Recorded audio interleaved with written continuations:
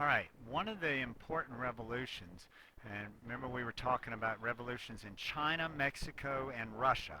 All right, so in the preceding part, we just talked about the revolution in Mexico. So what's going on in Russia? Well, remember Russia during World War One, it had the Bolshevik Revolution in the fall of 1917. And in the fall of 1917, Russia had immediately pulled out of World War One, had made great concessions to Germany in order to get out of the war. Russia got back a lot of territory, or some territory. Well, I wouldn't say a lot, but it got some, a little bit back after World War One. But mostly, if you remember from the earlier lecture, Eastern Europe is divided up. Okay, but Russia is a place not. It's not a simple transition simply from the czar to this interim government. Into communism. There's actually an intermittent period in there where there's some warfare going on and these kind of things. So first off, we've got Trotsky. Trotsky is one of Vladimir Lenin's top men. And Trotsky, right here, he improved the army. He says, what I'm going to do, now this is a really good idea. He says, what I'm going to do is I'm going to take people who are poor and I'm only going to elevate you if you are really, really a good soldier. So he's taking from the lowest of the low, and they get good jobs, they get a position of real power, they get status, and with all this, they become very, very loyal to the government. Lenin also doesn't jump into what we traditionally think of as Russian communists or Stalinist communism. Lenin actually introduces something you're going to hear me talk a lot about, but something called the NEP, the New Economic Policy. New Economic Policy. This is a middle option before what we associate as full-scale communism. And what he did is he gave freedom to small businesses and peasant landowners to do things. And the idea was that you would get rewarded for your hard work. So you would get a chance to advance ahead in life and get ahead in life.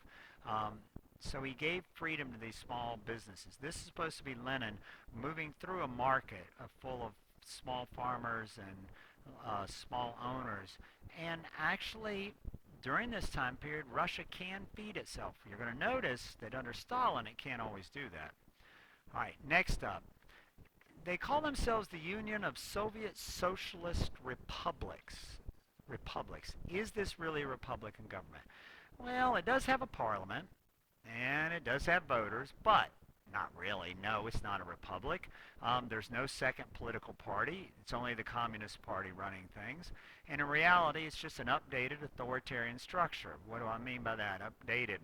It's a new looking authoritarian structure, but remember under the Tsar we had authoritarian structures.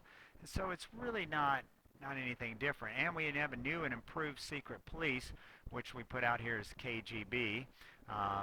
This is their version of secret police. How about what happens when Lenin dies? Well, Lenin dies, and there's a struggle over who's going to be in charge. And most people think it's going to be Trotsky, but it does not end up being Trotsky. It ends up being a man by the name of Stalin. Stalin, whose name meant steel, takes over. And here, Lenin had this vision of, under number one, I've got believed in protecting Russia, not spreading communism. Lenin had this view that he was going to spread communism around the world and make this great help communism take over the whole world. Stalin talked the game, but he did very little about doing it, really. He didn't fund any of these movements in Western Europe and all that, or very, very little funding. He mostly just concentrated on Russia, Lenin wanted to create a communist world. Stalin didn't care so much. He also killed any rival leaders or who had different visions than he did. He either killed them or expelled them.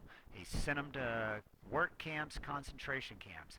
And next, he collectivized farms from the peasants. Now, what this means is, and we'll talk a little bit more about this, but let me back up. Lenin had allowed small farmers to retain some land for themselves and to work for themselves and to try to get ahead. Stalin said, listen, the most effective way to do this is to use big machines. And it makes no sense to use big machines on your little pieces of land. So what we're going to do is we're going to take all of you, we're going to take your land from you, and we're going to put all of you on one giant farm. Then you're going to work together and create this food for everybody. Thus, we're going to collect, you see the collectivization, see here that word, collect people onto big farms and have them produce food. Does this work? No. It's a flaming disaster, and we'll talk about that more later on. All right, we'll stop here because we got China, our last revolution, coming up next.